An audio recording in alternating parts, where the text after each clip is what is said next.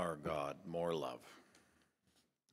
May you, with that thought, open our hearts and our eyes. Amen.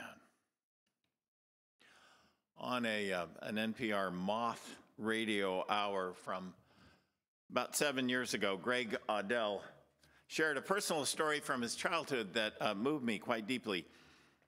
He said he had two parents, but they were always busy with their own lives and paid nearly no attention to him. He grew up in a home with no rules, if you can imagine. They placed no limits or expectations on his habits or behavior. He slept when he wanted. He ate what he wanted and went to school when he felt like, which wasn't very often. However, when he was 12, something shifted. He started attending a private school about 30 miles from his home, and there he became good friends with another boy who lived a lot closer to school. He started spending time at his friend's house. Greg said that the first time he went home with his friend, they had after-school snacks. Well, that's quaint, he thought. The first time he heard his friend's dad ask to see his homework, Greg said to his friend, "Are you going to just take that from him?" Then his friend's mom said it was time to get ready for bed. Greg teared up. Never in his life had anyone told him to go to bed. He then went into the bathroom where a toothbrush had been laid out for him with toothpaste. The mom stuck her head in and said, "If you want to throw your clothes in the hamper, I'd be happy to wash them for you." Greg said that by the time they actually got into bed, he was literally sobbing. He had never, ever experienced these particular expressions of love in his life before. A whole new world opened up for him as he came to realize that rules, routines, and structure had value. It was a love language. My friend's parents said that I could stay there anytime I wanted, said Greg. So I pretty much stayed there for the next 5 years. So with that story, I want to open a three-part sermon series using the three-part rubric from the wonderful Buddhist teacher, Jack Kornfield.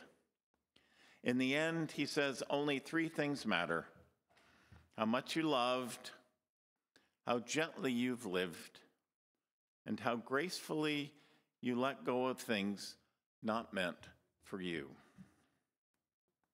So we begin with number one, how much you have loved. And I want to say at the outset that in Buddhist terms, as I understand them, it's not about how passionately you have loved or how deeply, but rather how widely. How widely.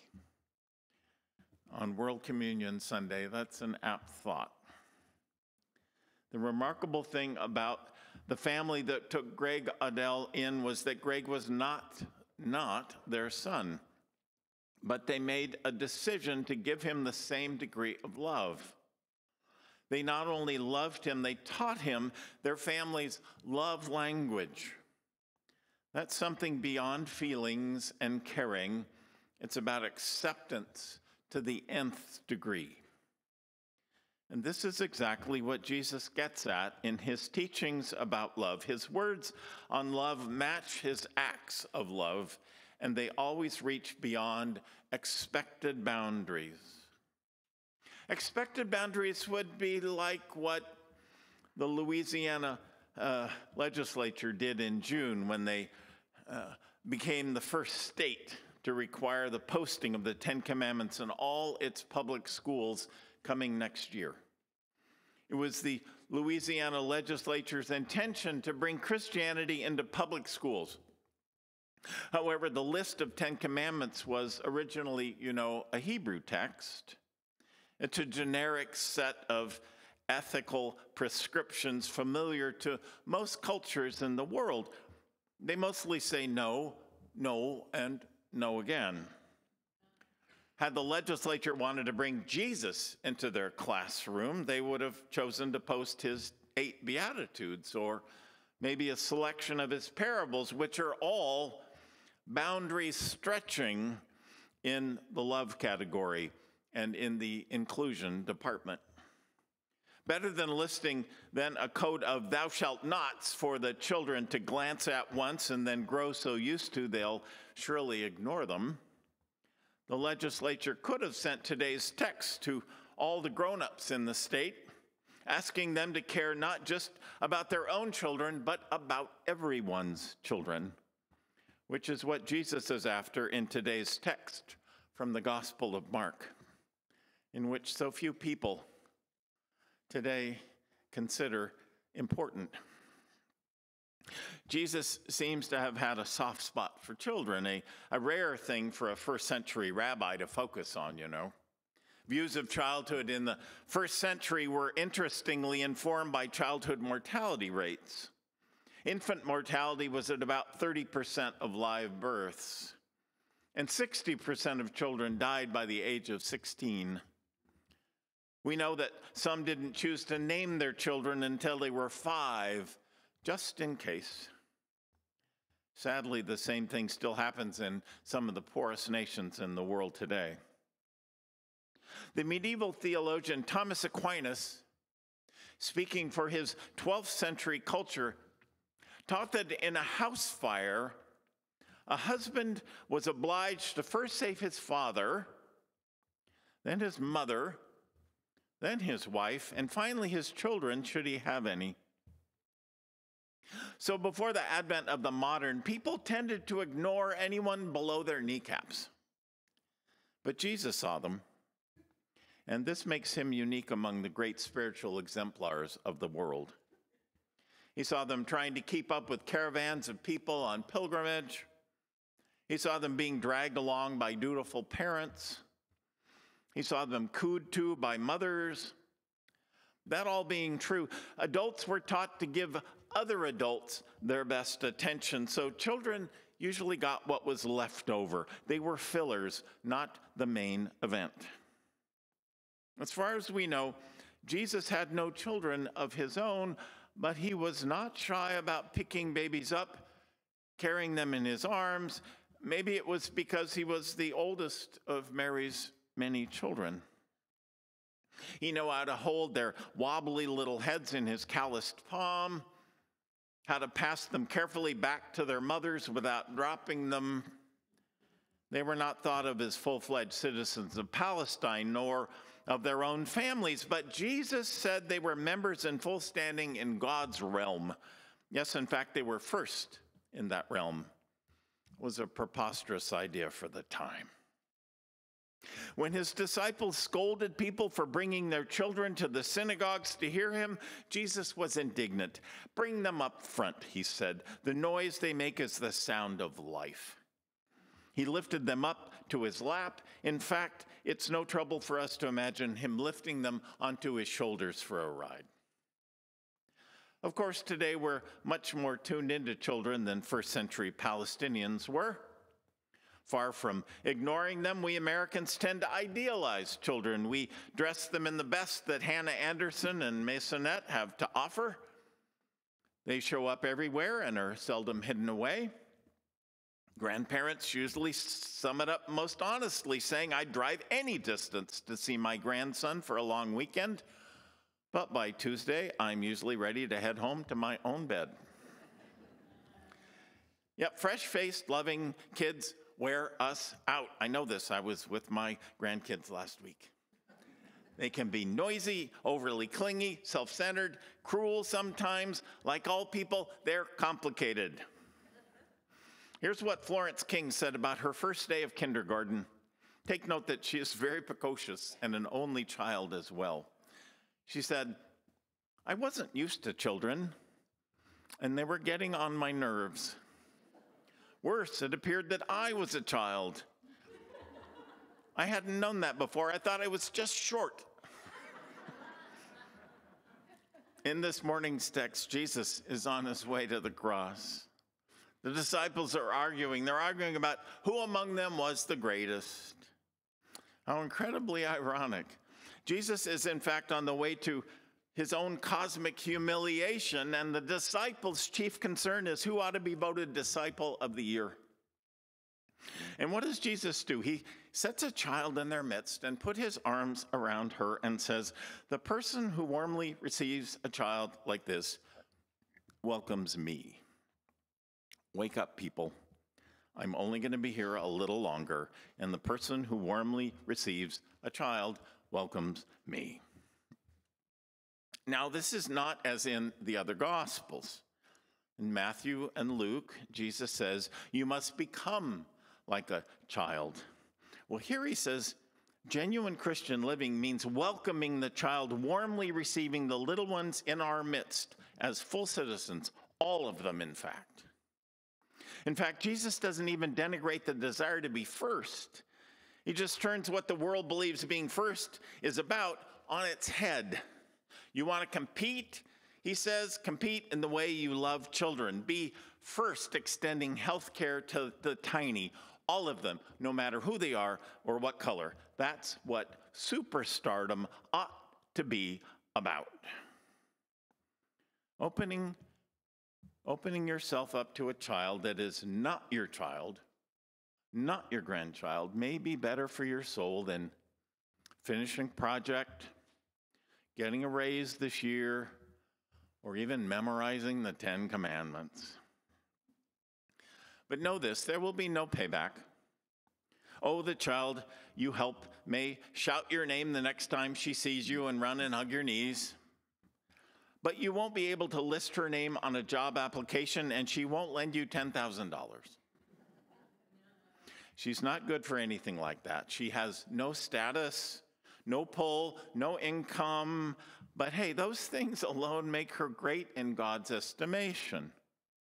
She's just what you need to work on your own greatness in the eyes of God. Your greatness depends entirely on what you do for the little ones when no one else is looking. So let us never forget that what made Jesus Jesus was that he saw children. He saw them. He valued them supremely. And I think he knew a secret about them that few have learned. Alice Miller knew that secret. Trends about child rearing come and go, but I believe that some of her wisdom on the subject of children will never go out of style. And here is her secret. In her book, For Your Own Good, she defines children as, quote, messengers from a world we once deeply knew, but which we have long since forgotten, who can reveal to us more about the true secrets of life and also our own lives than our parents were ever able to. Messengers from a world we once deeply knew, but which we have long since forgotten, who can reveal to us more about the true secrets of life and also our own lives than our parents were ever able to. So she argues that parenting is a gift. It is designed to be the key to unlock an understanding of the first years of our life in a way nothing else quite can. And it's also designed to help us develop the resources that we need to best appreciate the rest of our lives as well. So let me finish now with a story that echoes the first story I told about Greg Odell. Linda Berry tells her own story. She grew up on the wrong side of the tracks next to a city dump. Her parents communicated to her that she was really an impediment to them and to each other as well. Her sense of the value of family was very undeveloped until she got to know the Taylors, the new neighbors on her street. Mrs. Taylor was different from any other adult that Linda knew. She paid attention to children. She made eye contact with them. She seemed to enjoy having Linda play with her kids and sometimes go to church with them. We invented a game called church in Mrs. Taylor's front room, Linda writes. We dragged out her huge Bible and took turns playing the preacher, the lead singer, and the lady whose wig was on crooked by the end of the song. And the greatest part was Mrs. Taylor leaning out of the kitchen to tell us that our sins had been washed off us and they were lying all over the floor, so wouldn't one of us please vacuum? I loved going to her house so much that one day I sneaked over at dawn. I stood on her porch knocking and knocking and knocking, weighing how much of a bother I was becoming against how badly I needed to see her. Finally, the door opened. Mr. Taylor, a huge man wearing a bathroom, looked down at me and said, "Now, girl, what are you doing here?" "Who is it, John?" Mrs. Taylor stepped out from behind him with her robe on, and for the first time I saw her with her hair down. The whole picture of it made me unable to speak. Mr. Taylor was getting up for work, and Mrs. Taylor was making him breakfast.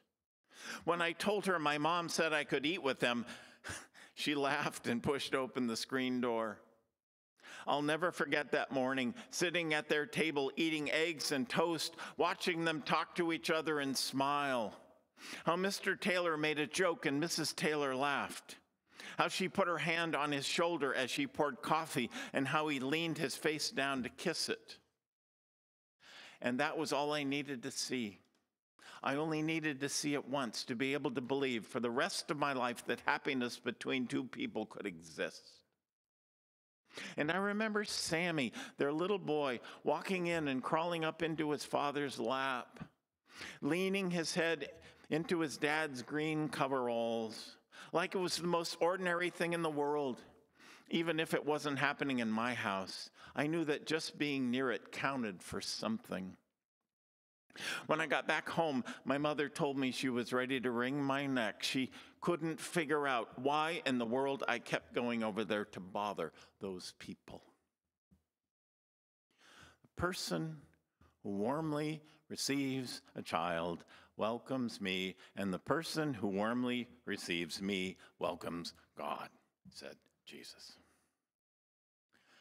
In closing, let me suggest that this stewardship season, we consider that a big part of any pledge offered in this church goes to support children. If you are a young parent worshiping here, then you will be supporting your own children. But if you are in the majority here with no young children of your own in our midst, then you have an opportunity that Jesus offered his disciples to support everyone's children. It's the most practical way we can make this church, and more importantly, this world, a little better place to live. How much have we loved? How much will we love? And how widely? Jesus' brand of open-hearted loving is under attack this year by, of all people, Christian nationalists who want to narrow down those we love to our own tiny, homogeneous circle. Here at Southminster, we will not let them have the last word.